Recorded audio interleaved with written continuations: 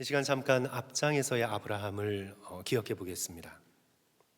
13장에서 아브라함과 롯의 목자들이 목초지가 모자라 서로 다툴 때에 아브라함은 당시 사회적 관습을 거슬러 나이 어린 조카 롯에게 선택의 우선권을 주었습니다. 대단한 아량이자 온유함입니다. 14장에서는 사로잡힌 롯과 롯의 가족을 구해내기 위해 가나안 북부 연합군과 싸웁니다. 목숨을 건 전쟁으로 롯과 그 가족을 구해냅니다. 여기서 아브라함에게서 우리는 용맹한 장수의 모습을 우리는 보게 됩니다. 15장에서는 뛰어난 믿음을 증거합니다. 15장 6절의 말씀은 신약에서도 여러 차례 인용되고 있는 아주 중요한 말씀입니다. 아브라함이 여호와를 믿으니 여호와께서 이를 그의 의로 여기시고, 믿음으로 하나님 앞에 의롭다 여기심을 받는 믿음의 조상이 됩니다. 13장, 14장, 15장을 통해 이런 놀라운 모습을 보여준 아브라함이 오늘 저와 여러분이 함께 읽은 이 본문 16장에서 실망스러운 모습을 우리에게 보여줍니다. 하늘의 별처럼 바닷가의 모래알처럼 많은 후손을 주시겠다는 하나님의 약속을 온전히 신뢰하지 못하고 아내 사라의 요구에 동의합니다. 오늘 본문 2절 말씀을 성도 여러분 보시기 바랍니다. 사라가 아브라함에게 이르되 여호와께서 내 출산을 허락하지 아니하셨으니, 하나님께서 허락하지 않으셨다고 단정합니다. 하나님께서 앞으로 허락하실 것이다 라는 믿음이 없이 하나님께서 10년 동안 기다렸는데 허락지 아니하셨다고 단정합니다. 원하건대 내 여종에게로 들어가라, 내 여종을 취하라, 내가 혹 그로 말미암아 자녀를 얻을까 하노라 하매 아브라함이 사레의 말을 들으니라. 여종 하갈을 소위 대리모로 시바지로 하여 아들을 낳게 됩니다. 13장, 14장, 15장에서의 아브라함과 오늘 16장에서의 아브라함을 성도 여러분 어떻게 이해해야 할까요? 이토록 온유하고 이토록 용감하고 이토록 믿음이 좋았던 아브라함이 16장에서는 왜 이리도 믿음 없는 사람처럼 행동하고 있는 것일까요? 바벨탑을 쌓던 갈대아 우르의 문화를 떠나 하나님의 약속만을 의지하여 가나안 땅을 향해 믿음의 걸음을 떼었던 아브라함이 왜 16장에 이르러서는 왜 그토록 쉽게 세상의 문화 가운데 동화되어 버리고 만 것일까요? 우리는 오늘 이 16장을 함께 읽으면서 믿음을 지키는 것이 그렇게 만만하지 않음을 우리는 깨닫게 됩니다. 내가 한번 놀라운 승리를 얻었다고, 내가 한번 나의 놀라운 성품을 세상에 드러냈다고, 내가 한번 믿겠다고 놀라운 결단을 했다고 그 믿음이 계속해서 좋은 상태로 유지되고 자라가는 것이 아님을 오늘 우리는 이 본문의 말씀 가운데에서 깨닫게 됩니다. 예수 그리스도의 말씀의 비유처럼 말씀의 씨앗이 땅에, 천국의 씨앗이 땅에 뿌려졌어도 사단이 와서 빼앗아 갈 수 있고, 또한 세상의 염려와 재물의 유혹으로 그 말씀이 뿌리 내리지 못할 수도 있음을 우리는 깨닫게 됩니다. 그리하여 예수님의 수제자로서 예수 그리스도께 가장 가까이 말씀을 배웠던 사도 베드로는 베드로전서 4장 8절과 9절에서 이렇게 말씀합니다. 근신하라, 깨어라, 너희 대적 마귀는 우는 사자와 같이 두루다니며 삼킬 자를 찾나니.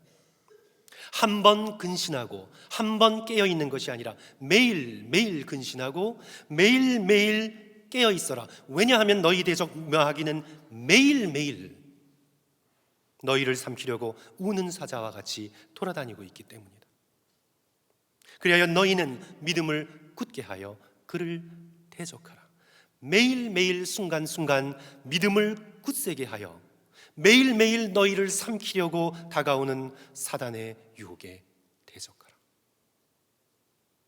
믿음을 계속해서 강하게 굳건하게 하라고 말씀합니다. 특별히 자기 자신의 상태를 돌아보며 내가 지금 이 정도의 믿음이면 괜찮지, 세상에서 이 정도의 믿음을 가졌으면 나는 그래도 괜찮은 크리스찬이야, 자만해서는 안 된다고 말씀합니다. 고린도전서 10장 12절에서 말씀하지요. 그런즉 선줄로 생각하는 자는 어떻게 해요? 넘어질까 조심하라. 앞장에서 아브라함은 믿음에 굳게 선 것처럼 보였습니다. 그런데 오늘 본문 16장에서 그는 넘어집니다. 15장에서 16장으로 가면서 우리는 아브라함의 마음속에 떨어진 의심의 씨앗을 보게 됩니다. 이 의심은 단지 지적인 호기심에서 이런저런 질문을 하게 만드는 그런 긍정적인 의심이 아닙니다. 그 의심을 통해 믿음으로 나아가는 그런 의심이 아니라 하나님의 선하심에 대한 의심입니다. 우리 다시 한번 1절과 2절 말씀을 봅니다. 성도 여러분, 우리 함께 1절과 2절 말씀 다 같이 한 목소리로 다시 한번 읽습니다. 아브라함의 아내 사레는, 시작. 아브라함의 아내 사레는 출산하지 못하였고 그에게는 한 여종이 있으니 애굽 사람이요 이름은 하갈이라. 사레가 아브라함에게 이르되 여호와께서 내 출산을 허락지 아니하셨으니 원하건대 내 여종에게 들어가라. 내가 혹 그로 말미암아 자녀를 얻을까 하노라 하매 아브라함이 사레의 말을 들으니라. 성도 여러분, 창세기 3장이 떠오르지 않습니까? 아담과 하와가 선악과를 따먹을 때의 상황과 너무 비슷합니다. 결핍에서 의심이 시작됐습니다. 결핍, 지금 내게 없는 것, 결핍에서 의심이 시작되었습니다. 하나님께서 아담과 하와에게 동산의 수많은 과실들을 먹게 하셨습니다. 그런데 선악을 알게 하는 나무를 먹지 말라는 이 명령을 아담과 하와는 결핍으로 느꼈습니다. 하나님의 명령을 결핍으로 느꼈습니다. 그리하여 이 결핍에서 의심이 시작됩니다. 이미 하나님께서 우리에게 허락하신 수많은 것들, 아담과 하와는 이렇게 묻지 않습니다. 아니, 얼마나 선하시고 풍성하시고 자비로우신 하나님이시기에 우리에게 이토록 수천 수만 가지의 과실을 먹을 수 있는 은혜를 주셨는가? 아담과 하와는 이것을 질문하고 이것을 고민하지 않았습니다. 자기에게 결핍된 한 가지에 집중합니다. 그리고 그 결핍을 쳐다봅니다. 왜 하나님께서 이것을 주지 않으셨는가? 이미 허락하신 수많은 것을 제껴두고 자신의 결핍의 상황 한 가지에 집중할 때 그 결핍이 하나님의 선하심을 의심하는 의심으로 발전됩니다. 왜 선악과를 주지 않으셨을까? 뱀을 통해서 이 의심이 파괴적인 결과를 낳는 시험으로 발전됩니다. 왜 선악과를 주지 않으셨지? 하나님이 자기만 즐기려고 그러는 거야.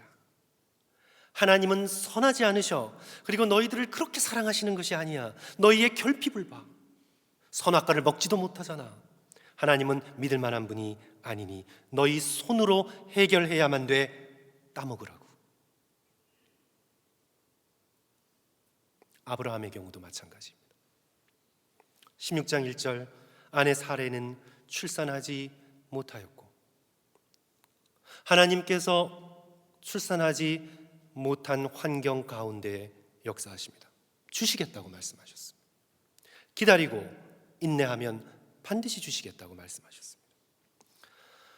그런데 아담과 하와는 하나님, 아브라함과 사라는 하나님께서 주신, 하나님께서 함께 하신 다른 축복은 생각지 않고 결핍에 집중합니다. 왜 자식을 주시지 않을까? 주신다고 약속한 지 10년이 흘렀건만 혹시 하나님이 그렇게 선한 분이 아닌지도 몰라.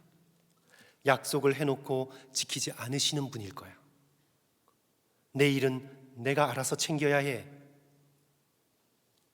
하와가 적극적인 역할을 했던 것처럼 아내 사라가 적극적인 역할을 합니다.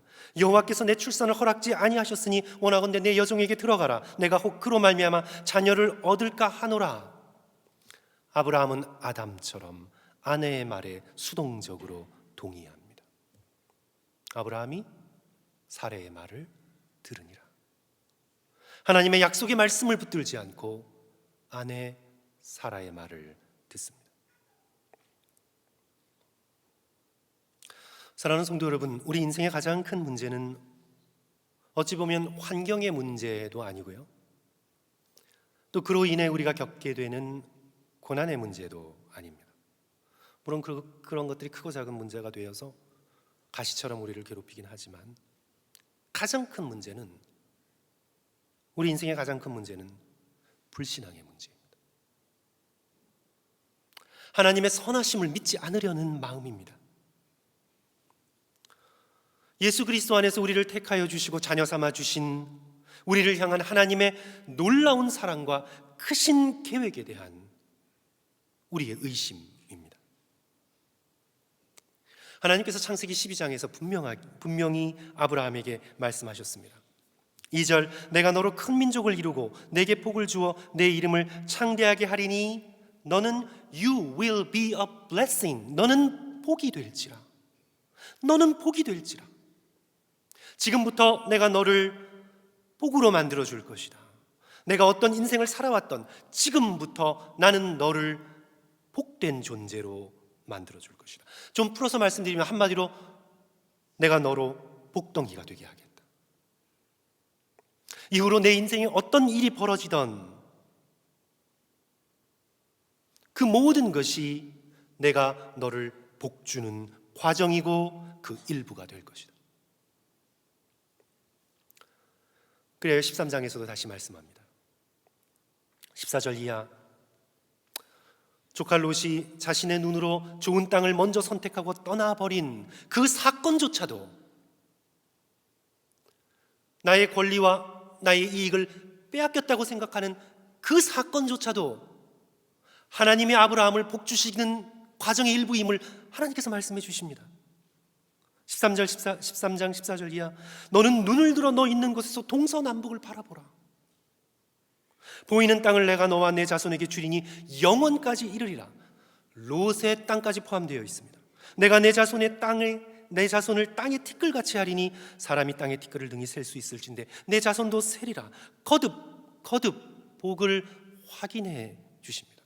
너가 손해보았다고 생각되는 순간, 내가 고통당했다고 생각되는 순간도 너를 복주기 위한 나의 거대한 계획의 일부임을 너는 믿으라고 말씀하고 계시는 것입니다. 14장 19절에서는 지극히 높으신 하나님의 제사장 멜기세덱으로부터 축복을 받습니다. 그가 아브라함에게 축복하여 이르되 천지의 주제시요 지극히 높으신 하나님이여 아브라함에게 복을 주옵소서. 15장에서 환상 중에 나타나셔서 다시 복을 확인시켜 주십니다. 아브라함아, 두려워하지 말라.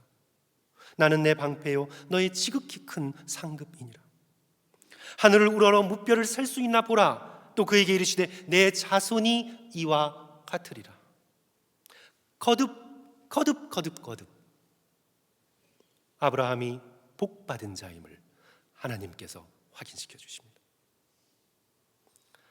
하나님과 동행하는 삶을 걷게 된 아브라함에게 벌어지는 모든 일이 놀라운 축복을 이루는 과정임을 분명하게 말씀하십니다. 그래야 아브라함은 믿었어야 했습니다. 이 이후로 벌어지는 내 인생의 모든 일은 하나님의 복주심의 과정이다. 내가 결핍을 느끼는 순간도 하나님의 복주심의 과정이다. 로마서 8장 28절의 말씀입니다. 우리가 알거니와 하나님을 사랑하는 자 곧 그 뜻대로 부르심을 입은 자들에게는 모든 것이 합력하여 선을 이루느니라. 모든 것이 합하여 하나님의 선하신 뜻을 이루십니다. 그래야 사랑하는 성도 여러분, 우리는 이 믿음을 더욱 굳세게 붙들 수 있어야 되겠습니다. 우리가 지금부터 영원토록 하나님과 동행하며 예수 그리스도 안에서 예비하신 자녀됨의 거룩한 복, 영생의 복, 천국의 복을 받으며 누리게 될 것이라는 이 믿음을 잃어버려서는 안 됩니다. 하나님께서 우리를 위해서 예비하신 복이 너무나 크고 놀라워서 우리는 그것을 우리들의 현재의 생각으로는 다 헤아려 알 수 없습니다. 고린도전서 2장 9절에서 이사야를 인용하면서 말씀하지요. 하나님이 자기를 사랑하신 자들을 위해 예비하신 모든 것은 눈으로 보지 못하고 마음으로 생각하지도 못하였다 함과 같으니라. 3차원의 시공간에 갇힌 우리, 죄와 욕망에 눈이 어두워진 우리의 현재의 눈으로는 다 알 수 없지만 우리는 하나님의 선하심과 신실하심에 기대어서 십자가를 통해 이토록 우리를 사랑하신 하나님께서 지금부터 우리를 영원토록 복 주시는 놀라운 은혜를 받아 누리고 있음을 우리는 한시도 의심해서는 안 되겠습니다. 성도 여러분, 우리는 이 땅에서 우리의 상실과 고통과 슬픔만을 딱 떼어놓고 바라볼 때 믿음을 가지기가 어렵습니다. 사단이 우리를 시험하는 것은요, 지금 현재 결핍의 상황만 보게 합니다. 이미 하나님이 주신 다른 은혜, 과거의 은혜, 하나님의 미래에 대한 약속, 지금 내가 현재 누리고 있는 하나님께서 허락하신 좋은 것들은 다 잊어버리게 만들고 지금 딱 나의 결핍의 그 한 가지에 집중하게 만듭니다. 그리고는 하나님의 선하심을 의심하게 만듭니다. 우리는 하나님의 은혜 가운데 우리가 현재 겪고 있는 상실과 고통과 슬픔을 연결해서 바라보아야 합니다. 고통을 회복과 연결하고 결핍을 채워주심과 연결하고 슬픔을 궁극적인 기쁨과 연결하여서 바라볼 수 있는 믿음의 눈을 오늘 저와 여러분은 가져야 합니다. 엠마오의 두 제자처럼 십자가의 죽음만 딱 떼어놓고 바라보면 의미를 찾을 수가 없습니다. 헤어나올 수가 없습니다. 부활하신 예수께서 꾸짖으시며 제자들에게 말씀하시죠. 이르시되 미련하고 선지자의 말한 모든 것을 마음에 더디 믿는 자들이요, 그리스도가 이런 고난을 받고 자기의 영광으로 들어가야 할 것이 아니냐, 고난을 영광과 연결해서 바라보라고 제자들에게 촉구하고 계십니다. 그러므로 사랑하는 성도 여러분, 때로 우리의 인생이 힘들고 거치고 외롭고 고통스러울 때 그것만 따로 떼어놓고 바라보지 마시고 꼭 기억하십시오. 이 길이 천국에 이르는 길이다. 이것을 꼭 기억하십시오. 이 길이 천국에 이르는 길입니다. C.S. 루이스의 말처럼 이 세상은 천국으로 가는 유일한 길입니다. 이 세상을 가로질러 천국으로 이 세상을 회피하여 천국으로 갈 수 없습니다. 거듭나기 위해서는 일단 태어나야 합니다. 거듭나기 위해서 우리는 태어나야 합니다. 천국에 도달하기 위해서 우리는 태어나서 하나님께서 우리에게 허락하신 이 거친 광야와도 같은 인생을 믿음으로 걸어가야 합니다. 만약 우리가 태어나지 않았으면 천국에 이를 수 없습니다. 천국으로 가기 위해 우리는 이 세상을 가로질러야 합니다. 약속의 땅에 이르는 유일한 길은 광야를 통과하는 길입니다. 우리는 하나님의 온전하고도 거룩한 자녀가 되기 위해, 영생의 복을 누리기 위해, 그 아름답고도 신비스러운 천국을 상속받기 위해 우리는 지금 이 순간 인생이라는 이 땅 광야와 같은 길을 걸어가고 있는 것입니다.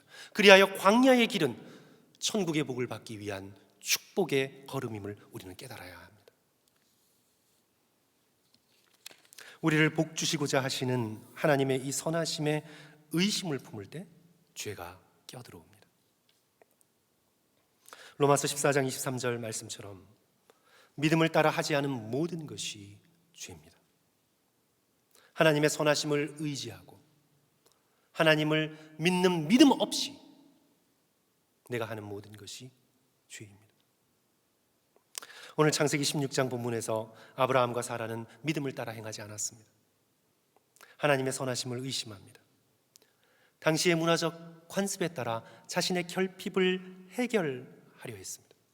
그런데 성도 여러분, 성공했습니까? 그 결핍이 해결되었습니까? 도리어 오늘 이 말씀의 후반부에서 우리는 갈등과 상처만 깊어지는 것을 보게 됩니다. 사라의 여종 하갈이 임신했음을 알고 여주인인 사라를 멸시합니다. 4절 보십시오. 아브라함이 하갈과 동침하더니 하갈이 임신하매 그가 자기가 임신함을 알고 그의 여주인을 멸시한지라. 이에 사라는 남편 아브라함을 비난합니다. 5절, 사레가 아브라함에게 이르되 내가 받은 모욕은 당신이 받아야 옳도다. 그리고는 책임을 전가합니다. 내가 나의 여종을 당신의 품에 두었거늘 그가 자기의 임신함을 알고 나를 멸시하니 당신과 나 사이에 여호와께서 판단하시기를 원하노라. 그리고는 결국 분노로서 하갈을 학대합니다. 6절 후반부, 사레가 하갈을 학대하더니 하갈이 사레 앞에서 도망하였더라. 하나님의 선하심을 의심하고 하나님을 등지고 세상의 방법과 자기 식대로 자신의 결핍을 해결하려고 한 결과 갈등과 상처만 깊어집니다. 사랑하는 성도 여러분, 우리들의 결핍은 오직 하나님만이 채워주실 수 있습니다. 이 세상은 너의 결핍을 해결하라고, 너가 지금 해결하라고 요청합니다. 너의 감정적인 결핍, 너의 여러 가지 결핍을 왜 해결 안 해? 해결해. 인생 한 번뿐인데 왜 그런 식으로 인생을 살아? 너가 지금 느끼고 있니? 그냥 해. 도덕도 필요 없고 그냥 하라고. 이 세상 한 번뿐인데 뭘 그렇게 주저해? 그냥 하라니까. 이것이 오늘날 이 세상에 불고 있는 부도덕의 유혹의 바람들입니다. 그런데 성도 여러분, 그렇게 하여서 결핍을 해결할 수 있습니까? 오히려 갈등과 상처만 깊어갑니다. 선악과를 따먹은 아담과 하와와 똑같습니다. 벗었음을 부끄러워하게 됩니다. 서로를 비난합니다. 책임을 전가합니다. 수치와 갈등과 비난과 질투와 억압이 현실이 됩니다. 그렇습니다. 하나님의 선하심을 믿는 믿음으로 하지 않은 모든 것이 죄입니다. 그러므로 성도 여러분, 우리가 하나님의 선하심을 의심하지 않기 위해서 우리가 일상에서 두 가지를 함께 실천했으면 좋겠습니다. 첫 번째로, 우리의 환경에서 결핍을 느낄 때 입버릇처럼 중얼거리십시오. 하나님께서 채우실 것입니다. 하나님께서 채우실 것입니다. 내가 결핍을 느끼는 것, 하나님께서 채우실 것입니다. 우리 한번 다 같이 따라 할까요? 하나님께서 채우실 것입니다. 성도 여러분, 하나님께서 채우실 것입니다. 사라가 아직 출산하지 못했을 때 16장 1절의 상황입니다. 그때 이들은 하나님의 선하심과 약속의 신실하심을 바라보며 서로를 믿음으로 격려했어야 했습니다. 남편과 아내가, 부모와 자녀가, 형제와 형제가 환경의 결핍을 바라봤을 때 너 책임이다, 너 때문이다, 서로를 비난하는 것이 아니라 서로 하나님의 약속의 말씀을 붙들고 격려해야 합니다. 하나님께서 채우실 것이다. 하나님께서 채우실 것이다. 사라가 조급하여 동동거릴 때 아브라함은 가장으로서 믿음으로 반응했어야 했습니다. 하나님께서 채워주실 것이야. 하나님께서 채우실 것이야. 사라는 우는 사자와 같이 결핍의 순간을 포착하여 의심의 씨앗을 우리의 영혼 가운데 뿌리려고 합니다. 예수 그리스도께서 40일간 굶주리셨을 때 사단이 어떻게 유혹합니까? 내가 만일 하나님의 아들이여든 명하여 이 돌들로 떡덩이가 되게 하라. 내가 하나님의 아들이냐? 네가 하나님의 아들이라면 이런 결핍에 내가 시달려도 되느냐? 내가 하나님의 아들인데 왜 속은 그렇게 비어 있느냐? 결핍에 집중하게 만들지요. 그리고 내 힘으로 떡을 만들어 해결하라. 결핍을 통해 의심의 씨앗을 뿌립니다. 이에 예수께서 무엇이라고 대답하십니까? 사람이 떡으로만 살 것이 아니요 하나님의 입으로부터 나오는 모든 말씀으로 살 것이니라. 한마디로 하나님이 채우실 것이다. 하나님의 말씀으로 우리의 영혼의 결핍을 채우실 것이고 일용할 양식으로 우리의 육체의 결핍을 채우실 것이다. 하나님께서 채우실 것이다. 그러므로 사랑하는 성도 여러분, 우리의 인생 가운데 그것이 환경의 결핍이든 정서적인 결핍이든 우리의 결핍이 느껴지는 순간순간마다 입버릇처럼 중얼거리십시오. 하나님께서 채우실 것입니다. 하나님께서 여러분의 공허함과 결핍을 채우실 것입니다. 두 번째로, 이미 받은 축복을 카운트해 보십시오. 세워 보십시오. 우리는 이미 받은 복을 너무 쉽게 잊어버리고 삽니다. 그리고는 결핍에 집중하여 그것만 바라보고 염려하고 조급하고 의심합니다. 성도 여러분, 우리 새 찬송가 429장은 가사가 이렇죠.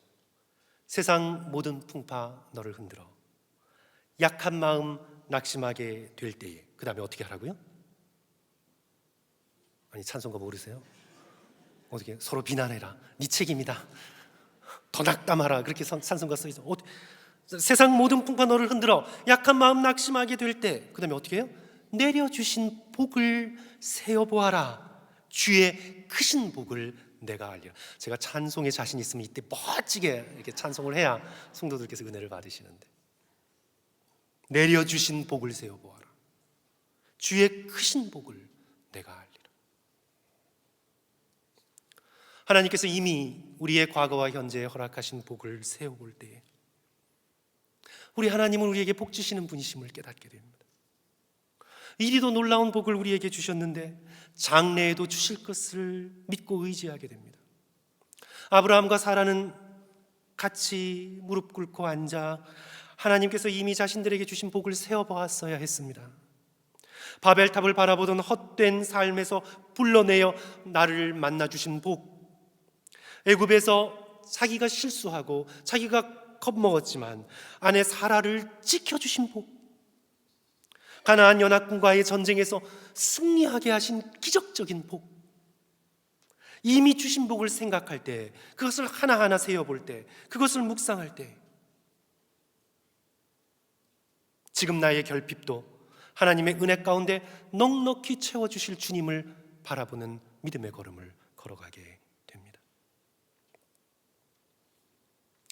존 파이퍼의 책 믿음으로 사는 즐거움에 보면 거기 마음에 드는 소제목이 하나 있습니다. 소제목이 맞불 놓기라는 소제목이에요. 맞불 놓기. 불이 너무 거세어서 물로는 끌 수 없을 때, 불이 너무 거세요. 그래서 이제 물로는 끌 수 없어요. 그럴 때 그 불을, 맞불을 놓아서 불이 그 불을 삼키도록 맞불을 놓는 겁니다. 오늘날 세상에 불고 있는 의심과 불신앙의 엄청난 불길, 성도 여러분,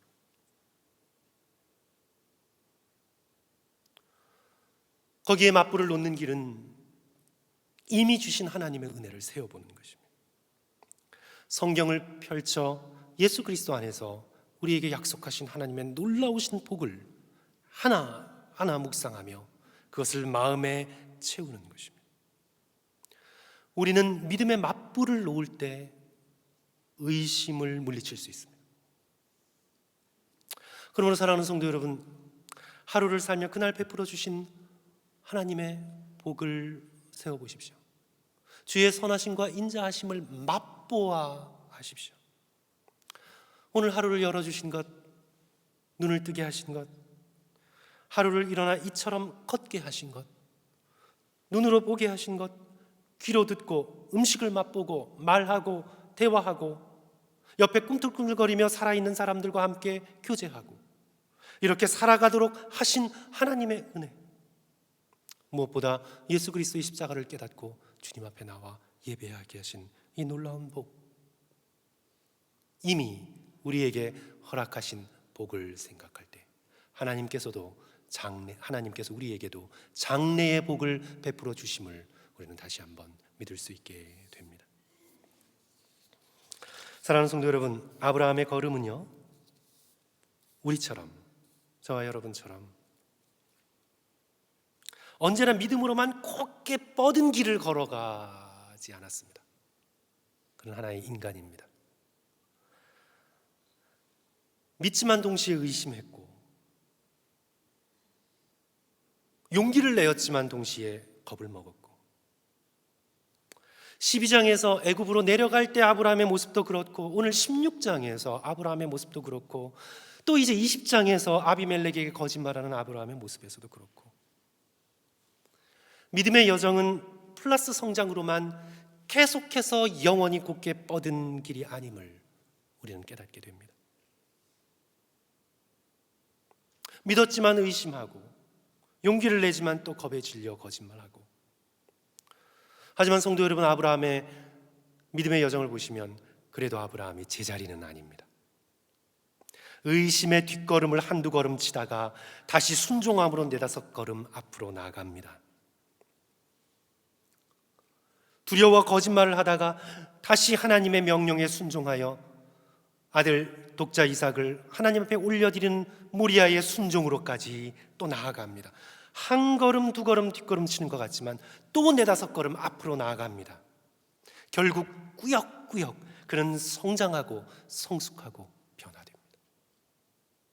그리하여 믿음의 조상으로 우리 앞에 우뚝 서 있습니다. 이 모든 것이 가능한 이유가 무엇입니까? 하나님께서 참아주시고 기다려 주시는 것입니다. 아브라함과 사라는 하나님을 기다리지 못했습니다. 우리가 10년이나 기다렸는데 이젠 더 못 기다리겠다고 그들은 조급해했습니다. 그러나 하나님은 우리를 기다려 주십니다. 하나님은 우리를 참아 주십니다. 우리가 때로 뒷걸음질 치고 변화가 더딘 것 같아도 하나님은 기다려 주십니다. 아브라함과 사라는 기다리지 못했지만 그들이 기다리지 못했다고 하나님께서 축복을 거두어 가시지 않으십니다. 이 축복을 빼앗아 다른 사람들에게 던지지 않으십니다. 하나님께서 기다려 주십니다. 심지어 여종 하갈도 복을 주십니다. 천사를 보내어 위로하십니다. 약속해 주십니다. 이방인인 하갈, 낳게 될 이스마엘도 축복해 주십니다. 하나님은 저와 여러분에게 여전히 선하십니다. 그러므로 사랑하는 성도 여러분, 우리를 이토록 사랑하시는 하나님의 그 은혜, 하나님의 선하심을 의심하지 않으며 모든 일을 믿음 가운데 행하시는 저와 여러분 되시기를 주님의 이름으로 간절히 축원합니다. 비록 의심했더라도 믿음의 맞불을 놓으며 다시 믿음의 길을 걸어가시는 저와 여러분 되시기를 축원합니다. 모든 결핍을 채우실 하나님을 신뢰하시는 저와 여러분 되시기를 주님의 이름으로 간절히 축원합니다. 우리 함께 기도하겠습니다.